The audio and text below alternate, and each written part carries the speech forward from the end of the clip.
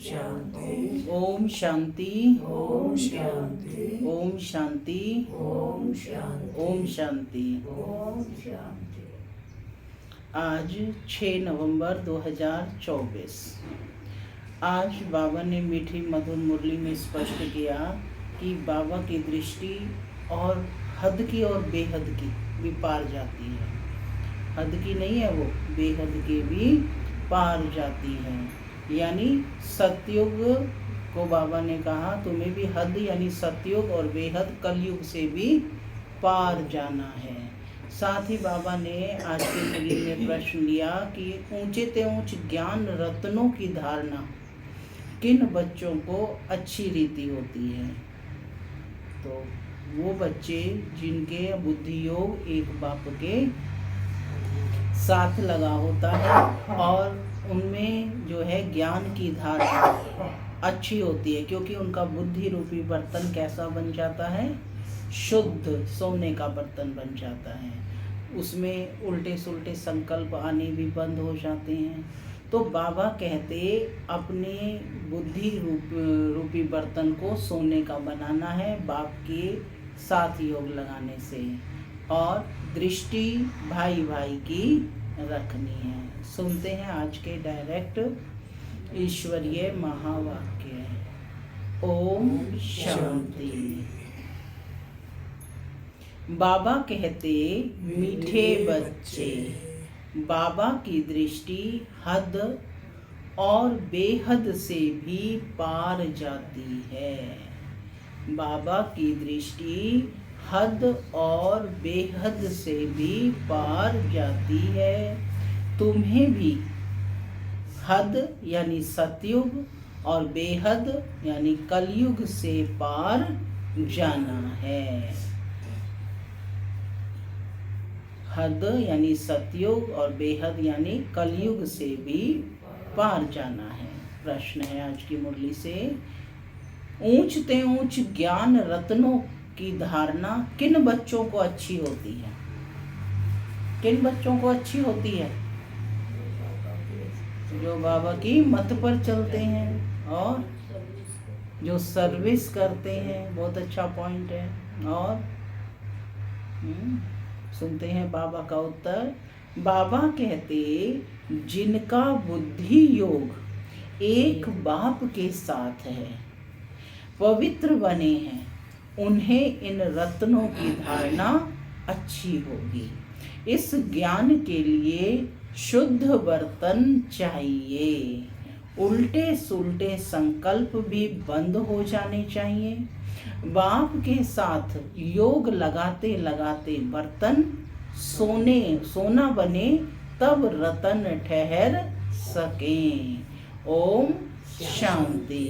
माना मैं आत्मा शांत स्वरूप हूँ, शांति मेरा स्वधर्म है। बाबा कहते मीठे बच्चे अब घर वापस जाना है। ओम शांति। मीठे मीठे रूहानी बच्चों को रूहानी बाप बैठ रोज रोज समझाते हैं।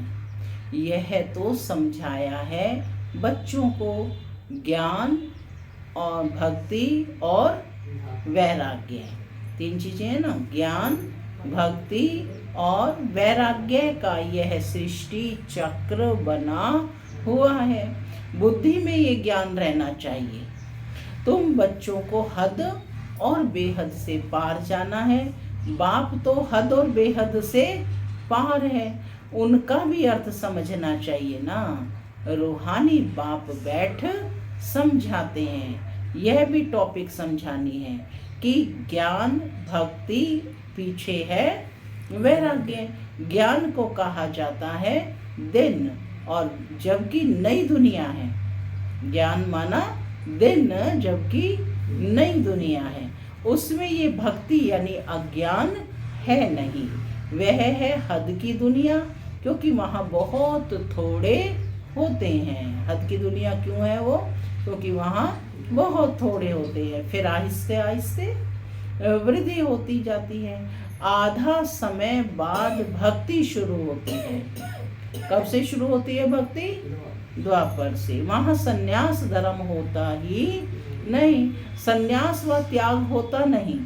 फिर बाद में सृष्टि की वृद्धि होती है, ऊपर से आत्माएं आती जाती हैं, यहाँ वृद्धि होती रहती है। हद से शुरू होती है, बेहद में जाती है। बाप की तो हद और बेहद से पार दृष्टि जाती है। जानते हैं हद में कितने थोड़े बच्चे होते हैं, फिर रावण राज्य में कितनी वृद्धि हो जाती है। अब तुमको हद और बेहद से भी पार जाना है। सतयुग में कितनी छोटी दुनिया है, वहाँ संन्यास या वैराग्य आदि होता नहीं। बाद में द्वापर से लेकर फिर और धर्म शुरू होते हैं। संन्यास धर्म भी होता है, जो घर बार का संन्यास करते हैं। सबको जानना तो चाहिए ना, है ना। सभी धर्मों के बारे में बाबा कहते जानना तो चाहिए ना। उनको कहा जाता है हठ योग। और हद का संन्यास सिर्फ घर बार छोड़ जंगल में चले जाते हैं। द्वापर से भक्ति शुरू होती है, ज्ञान तो होता ही नहीं। ज्ञान माना सत्युग त्रेता सुख, भक्ति माना अज्ञान और दुख। ये अच्छी रीति समझना होता है। फिर दुख और सुख से पार जाना है, हद और बेहद से पार। मनुष्य जांच करते हैं ना कि कहाँ तक समुद्र है, आसमान है, बहुत कोशिश करते हैं, परंतु अंत पा नहीं सकते हैं। ना समुद्र का ना आसमान का, ना अंत नहीं पा सकते। एरोप्लेन में जाते हैं, उसमें भी इतना तेल चाहिए ना जो फिर वापस भी लौट सके। बहुत दूर तक जाते हैं, परंतु बेहद में जा नहीं सकते। हद तक ही जाएंगे, मतलब एक सीमा है, वहीं तक ही जा पाएंगे। लेकिन बाबा कहते तुम तो हद और बेहद से पार जाते हो। अभी तुम समझ सकते हो कि पहले नई दुनिया में हद है, बहुत थोड़े मनुष्य होते हैं, उसको सतयुग कहा जाता है। तुम बच्चों को बाबा कहते रचना के आदि मध्य अंत की नॉलेज होनी चाहिए ना। यह नॉलेज और कोई में है नहीं, तुमको समझाने वाला बाप है, जो बाप हद और बेहद से पार है, और कोई ये समझा ना सके। रचना के आदि मध्य अंत का राज बाप समझाते हैं, और फिर कहते हैं कि इससे पार जाओ। पहले रचना के आदि मध्य और अंत का सार समझाते हैं, और फिर कहते हैं इससे पार जाओ। वहां तो कुछ भी रहता नहीं, कितना भी दूर जाते आसमान ही आसमान है। इनको कहा जाता है हद बेहद से पार, कोई अंत नहीं पा सकते। कहेंगे बेअंत, बेअंत कहना तो सहज है, परंतु अंत का अर्थ समझना चाहिए कि अंत का क्या अर्थ है, यह समझना चाहिए। अभी तुमको बाप समझ देते हैं, कहते हैं मैं हद को भी जानता हूँ और बेहद को भी जानता हूँ। फलाने फलाने धर्म फलाने फलाने समय स्थापन हुए हैं। दृष्टि जाती है सतयुग की हद तरफ, फिर कलयुग के बेहद की तरफ। दृष्टि दोनों तरफ जाएगी ना, कि सतयुग के हद की तरफ, और आज की दुनिया कैसी हो गई है, बेहद माने बहुत वृद्धि हो गई है, उसे कहा जाता है बेहद। फिर हम पार चले जाएंगे जहाँ कुछ नहीं है। कुछ नहीं से क्या ने कहता है, सूर्य चांद के भी ऊपर हम जाते हैं। वहाँ कोई सूरज चांद कोई है, जहाँ हमारा शांति धाम स्वीट होम है।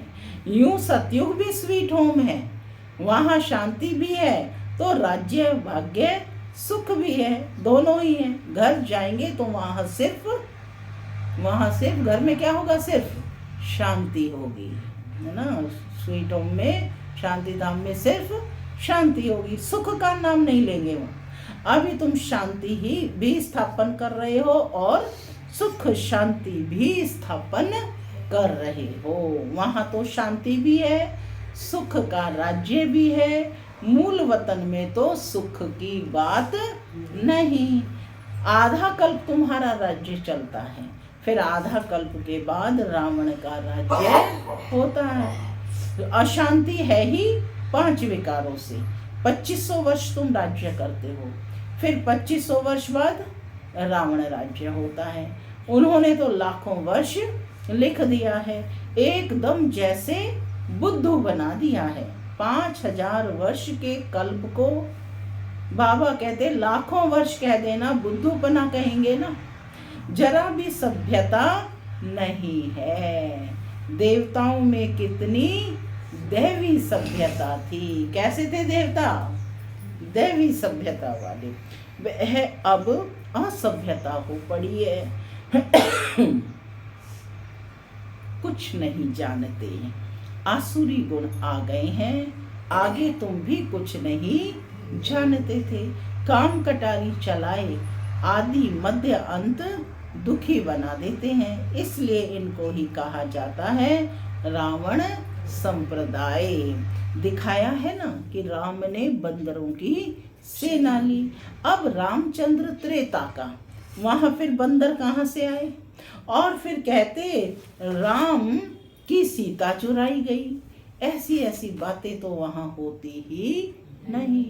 जीव जानवर आदि 84 लाख योनियां जितनी यहाँ है उतनी सत्य त्रेता में थोड़े ही होंगी। माने वो तो हद की दुनिया है, वहां तो नहीं होंगी ना।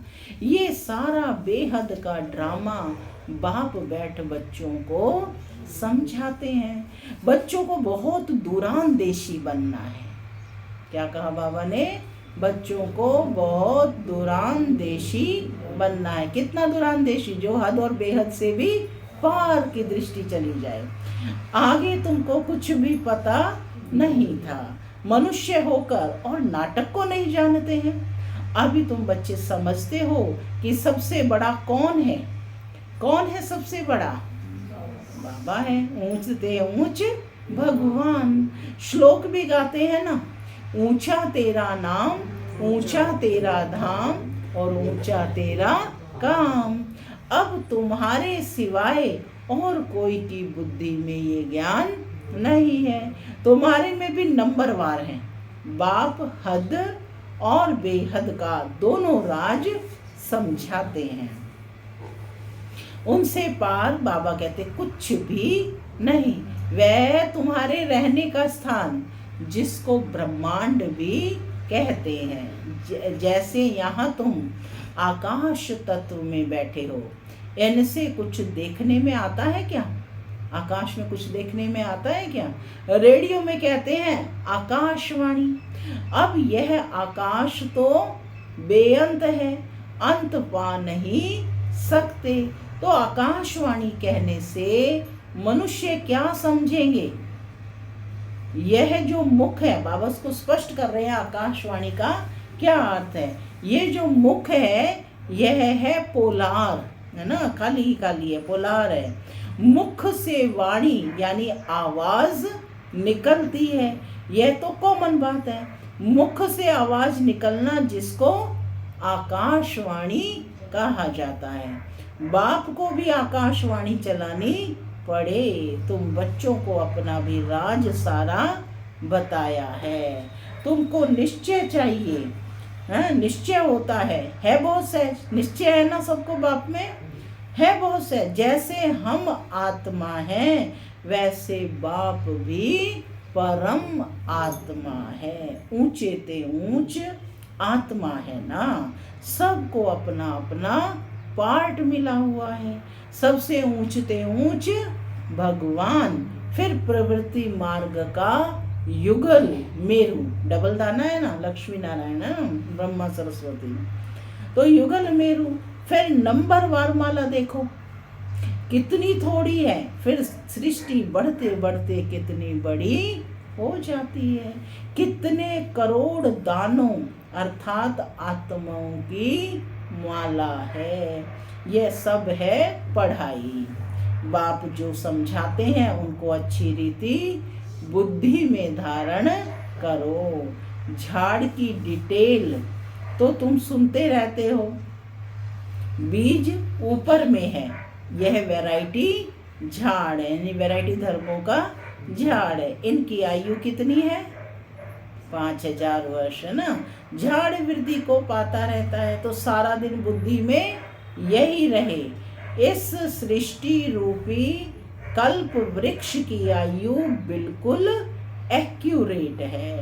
5000 वर्ष से 1 सेकंड का भी फर्क नहीं हो सकता।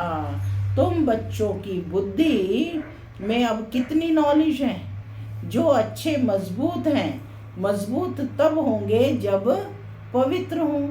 इस नॉलेज की धारणा करने के लिए कैसा बर्तन चाहिए?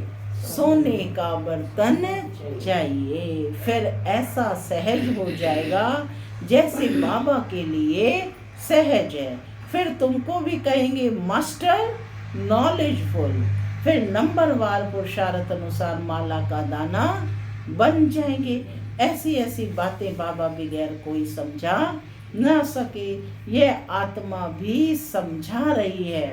बाप भी इस तन द्वारा ही तुमको समझाते हैं, न कि देवताओं के शरीर से।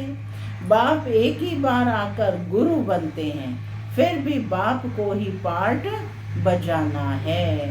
5000 वर्ष बाद आकर पार्ट बजाएंगे। कितने वर्षों बाद? 5000 वर्ष बाद आकर पार्ट बजाएंगे। बाप समझाते हैं ऊंच ते ऊंच मैं हूँ। फिर है मेरू, जो आदि में महाराजा महारानी है, वही फिर जाकर अंत में आदि देव आदि देवी बनेंगे। कौन है आदि में महाराजा महारानी? कौन है? आदि ब्रह्मा बाबा। आदि में महाराजा महारानी कौन है? लक्ष्मी नारायण। प्रथम विश्व महारानी और प्रथम विश्व महाराजा बनते हैं, और जाकर अंत में आदि देव और आदि देवी। आदि देव ब्रह्मा बाबा, आदि देवी सरस्वती जगदम्बा कहते हैं। तो बाबा कहते हैं ये सारा ज्ञान तुम्हारी बुद्धि में है। तुम कहाँ भी जाओ तो वंडर खाएंगे ना। ये तो ठीक बताते हैं।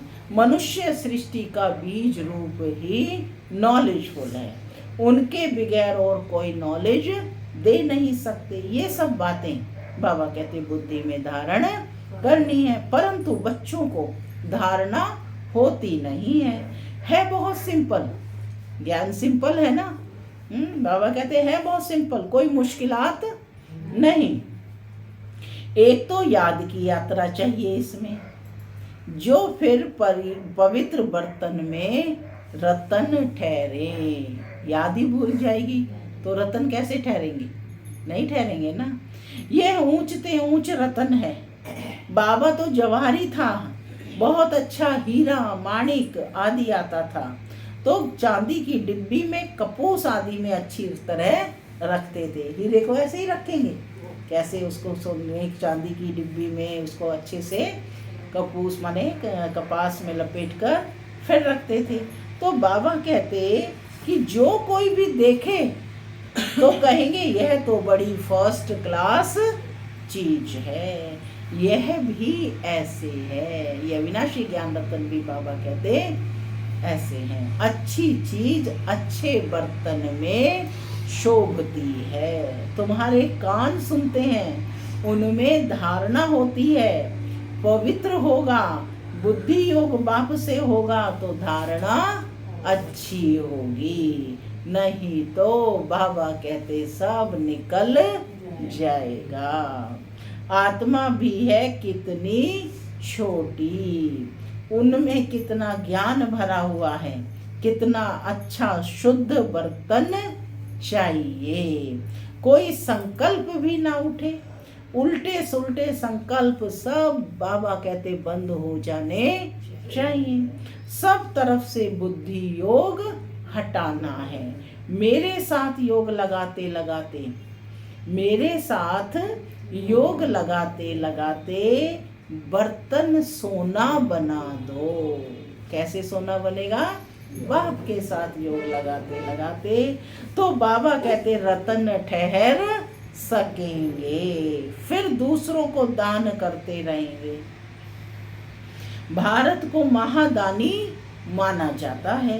वह धन दान तो बहुत करते हैं, परंतु यह है अविनाशी ज्ञान रत्नों का दान। कौन सा दान है? अविनाशी ज्ञान रत्नों का दान। देह सहित जो कुछ है वह सब छोड़कर एक के साथ बुद्धि का योग रहे। हम तो बाप के हैं, इसमें ही मेहनत लगती है, क्योंकि घड़ी घड़ी भूल जाते हैं, है ना, कि निरंतर याद में रहें, हम तो बाप के हैं, इसमें ही मेहनत लगती है। एम ऑब्जेक्ट तो बाप बता देते हैं, पुरुषार्थ करना बच्चों का काम है। अब ही इतना ऊंच पद पा सकेंगे। कोई भी उल्टा सुल्टा संकल्प व विकल्प न आए। बाप ही नॉलेज का सागर, हद बेहद से पार है। सब बैठ समझाते हैं। तुम समझते हो बाबा हमको देखते हैं, परंतु हम तो हद बेहद से पार ऊपर चला जाता हूँ। बाबा कहते कि मैं तो हद और बेहद से भी पार ऊपर चला जाता हूँ। मैं रहने वाला भी वहाँ का हूँ। तुम भी हद और बेहद से पार चले जाओ। संकल्प विकल्प कुछ भी ना आए, इसमें मेहनत चाहिए। माने बुद्धि का योग ऊपर रहे, इसमें बाबा कहते मेहनत चाहिए। गृहस्थ व्यवहार में रहते कमल फूल समान बनना है। हथ कारडे दिल यार्डे, माने हाथों से कार्य करते रहो और दिल से, यानी दिल क्या है? कौन सा दिल? बुद्धि रूपी दिल से भगवान को याद करते रहो। गृहस्थी तो बहुत है, गृहस्थी जितना उठाते हैं उतना घर में रहने वाले बच्चे नहीं। आज बाबा गृहस्थियों की तारीफ कर रहे हैं कि गृहस्थी तो जो बच्चे बैठे हैं कि बहुत है, गृहस्थी जितना उठाते हैं उतना घर में रहने वाले बच्चे नहीं। सेंटर चलाने वाले, मुरली चलाने वाले भी ना पास हो जाते हैं, और पढ़ने वाले ऊंच चले जाते हो। गाय ना गुरु गुड़ी रह गया, चेला चीनी हो गया। आगे तुमको ये सब मालूम पड़ता जाएगा। बाबा बिल्कुल ठीक बताते हैं। हमको जो पढ़ाते थे उनको माया खा गई। महारथी को माया एकदम हप कर गई है। नहीं, मायावी ट्रेटर बन जाते हैं। विलायत में भी ट्रेटर बन पड़ते हैं ना, कहाँ कहाँ जाकर शरण लेते हैं। जो पावरफुल होते हैं उस तरफ चले जाते हैं। इस समय तो मौत सामने है ना, तो बहुत ताकत वाले पास हो सकेंगे। कौन पास जाएंगे? है ना, किसके पास जाएंगे? सामने मौत खड़ा है तो बहुत ताकत वाले के पास जाएंगे। अभी तुम समझते हो बाप ही पावरफुल है, तो किसके पास जाओगे? बाप है सर्वशक्तिमान, हमको सिखलाते सिखलाते सारे विश्व का मालिक बना देते हैं। वहाँ सब कुछ मिल जाता है, कोई अप्राप्त वस्तु नहीं होती। जिसकी प्राप्ति के लिए हम पुरुषार्थ करें, वहाँ कोई चीज ऐसी होती नहीं जो तुम्हारे पास ना हो। सो भी नंबरवार पुरुषार्थ अनुसार पद पाते हैं। बाप बगैर ऐसी बातें कोई नहीं जानते। सब हैं पुजारी, बल बड़े बड़े शंकराचार्य आदि हैं। बाबा उन्हों की महिमा भी सुनाते हैं। शंकराचार्य जिन्होंने संन्यास धर्म की स्थापना की 1500 वर्ष पूर्व। पहले पवित्रता की ताकत से भारत को बहुत अच्छा थमाने के निमित्त बनते हैं, है ना। उनका बहुत बड़ा योगदान है, अंत तक सृष्टि को थमाने के योगदान उन्होंने दिया। सो भी जब सतो प्रधान होते हैं, अभी तो तमो प्रधान है, अभी तो तमो प्रधान है, उनमें क्या ताकत रखी है। अभी तुम जो पुजारी थे सो फिर पूज्य बनने का पुरुषार्थ कर रहे हो। अभी तुम्हारी बुद्धि में सारा ज्ञान है, बुद्धि में धारणा रहे और तुम समझाते रहो। बाप को भी याद करो, बाप ही सारे झाड़ का राज समझाते हैं। बच्चों को मीठा भी ऐसा बनने का है। युद्ध है ना, माया के तूफान भी बहुत आते हैं, सब सहन करना पड़ता है। बाप की याद में रहने से तूफान सब चले जाएंगे। हातम ताई का खेल बताते हैं ना, है ना, उसमें क्या किया, मुहलरा डालते थे और माया चली जाती थी। मुहलरा निकालने से ही माया आ जाती है। छुई मुई होते हैं ना, हाथ लगाओ तो मुरझा जाते हैं। माया बड़ी तीखी है, माने तुरंत बदल जाते हैं ना। इतना ऊंच पढ़ाई पढ़ते पढ़ते बैठे बैठे गिरा देती है, तो छुई मुई हो गए ना, गिरा देते। इसलिए बाप समझाते रहते हैं, अपने को भाई भाई समझो, तो फिर हद और बेहद के पार चले जाएंगे। शरीर ही नहीं तो फिर दृष्टि कहाँ जाएगी? शरीर ही नहीं तो फिर दृष्टि कहाँ जाएगी? किसी को भी देखो तो क्या देखना है? प्रकृति में आत्मा बिंदु देखना है, भाई भाई की दृष्टि से। तो बाबा कहते शरीर ही नहीं तो फिर दृष्टि कहाँ जाएगी? इतनी मेहनत करनी है। कितनी मेहनत करनी है कि सुनकर फा नहीं हो जाना है कि क्या करें क्या ना करें। इतनी मेहनत करनी है भाई भाई की दृष्टि। कल्प कल्प तुम्हारा पुरुषार्थ चलता है और तुम अपना भाग्य पाते हो। बाप कहते हैं पढ़ा हुआ सब भूलो, जो पहले पढ़ा हुआ है वो सब भूलो। जटाएं खुली हो नहीं, बाबा कहते हैं कि बाकी जो कभी नहीं पढ़े हुए हो वह सुनो। बाप तो वही सुना रहा है ना जो नहीं पढ़ा हुआ। तो कहते हैं बाकी जो कभी नहीं पढ़े हो वह सुनो और याद करो। ये नहीं पढ़ाई है ना, उनको कहा जाता है भक्ति मारन। तुम राज ऋषि हो ना। कौन हो? राज ऋषि। राजा भी हो, ऋषि भी, माना तपस्वी भी हो, तपस्या का समय। जटाएं खुली हो और मुरली चलाओ। माने देखो मम्मा की जब जटाएं हमेशा खुली होती थी ना, जटाएं खुली हो और मुरली चलाओ। साधु संत आदि जो सुनाते हैं वह सब है मनुष्यों की मुरली, और यह है बेहद के बाप की मुरली। सत्युग त्रेता में तो ज्ञान की मुरली की दरकार ही नहीं। वहाँ ना ज्ञान की ना भक्ति की दरकार है। यह ज्ञान तुमको मिलता है इस संगम युग पर, और बाप ही देने वाला है। अच्छा, मीठे मीठे सिक्के लदे बच्चों प्रति माता पिता का याद प्यार और गुड मॉर्निंग। रूहानी बाप की रूहानी बच्चों को नमस्ते। हम रूहानी बच्चों की रूहानी माता पिता बाप दादा को याद प्यार, मॉर्निंग और नमस्ते नमस्ते। सदा रहो हंसते, बनो फरिश्ते। चलो धारणा के लिए मुख्य सार। आज तो बाबा ने कहा ही है कि हद और बेहद से पार जाना है ना, परम धाम। धारणा के लिए मुख्य सार पहला है, बुद्धि में ज्ञान रत्नों को धारण कर दान करना है। हद बेहद से पार ऐसी स्थिति में रहना है जो कभी भी उल्टा सुल्टा संकल्प व विकल्प न आए। हम आत्मा भाई भाई हैं, यही स्मृति रहे।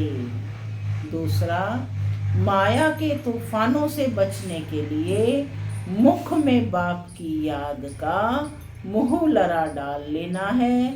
सब कुछ सहन करना है, छुई मुई नहीं बनना है, माया से हार नहीं खानी है। वरदान है, सदा एक के स्नेह में समाये हुए, एक बाप को याद का, एक बाप को सहारा बनाने वाले, सर्व आकर्षण मुक्त भव। सदा एक के स्नेह में समाये हुए, एक बाप को सहारा बनाने वाले, सर्व आकर्षण मुक्त भव। जो बच्चे एक बाप के स्नेह में समाये हुए हैं वे सर्व प्राप्तियों में संपन्न और संतुष्ट रहते हैं। उन्हें किसी भी प्रकार का सहारा आकर्षित नहीं कर सकता। उन्हें सहज ही एक बाप दूसरा ना कोई यह अनुभूति होती है। उनका एक बाप ही संसार है। एक बाप द्वारा ही सर्व संबंधों के रस का अनुभव होता है। उनके लिए सर्व प्राप्तियों का आधार एक बाप है, न कि वैभव व साधन। इसलिए वे सहज आकर्षण मुक्त हो जाते हैं। स्लोगन है, प्रकृति को पावन बनाना है तो संपूर्ण लगाव मुक्त बनो। प्रकृति को पावन बनाना है तो संपूर्ण लगाव मुक्त बनो। ओम शांति।